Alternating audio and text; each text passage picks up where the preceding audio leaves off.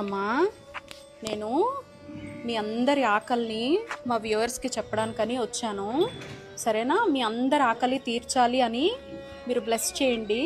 అలాగే మీ ఆకలి తీర్చే వాళ్ళందరూ కూడా బాగుండాలి అని బ్లెస్ చేయండి. ఓకేనా?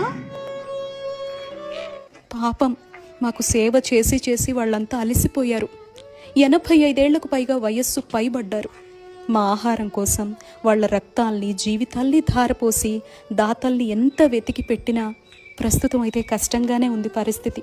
భవిష్యత్ ఏంటా అని ఒక్క సాయం చేస్తారా? ఒక్క రూపాయి మీ సంపాదనలో నాకు పెట్టగలరా? ఈ సమాచారం ఇంకొకరికి షేర్ రూపంలో చేస్తారా? అలా మీరంతా సహాయం చేస్తే మేము కడుపు నిండా తింటాం. బాగా ఆకలేస్తోంది మిత్రమా.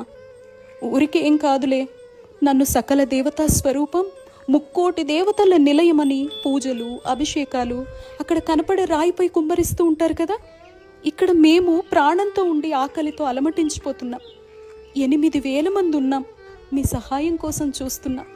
అలా చేస్తే మీ తరతరాల పాపాల్ని మేము తీసేసుకుంటాం. మీ మధ్య బ్రతకమని మీరంతా ఉన్నారు అని పంపిన మా శివయ్యకి మీ అందరి సాయం గురించి చెబుతాం తెలుసా. కావాలంటే మీరంతా మా దగ్గరికి కూడా రావచ్చు. మీరేం పెట్టినా ప్రేమతో తింటాం.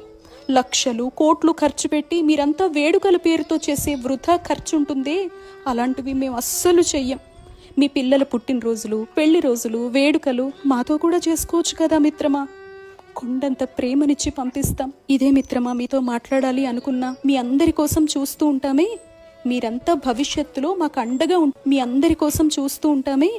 మీరంతా భవిష్యత్తులో మాకు అండగా ఉంటారు అని ఈ ట్రస్ట్కి ఒక్క ధైర్యాన్ని ఇస్తారు కదూ.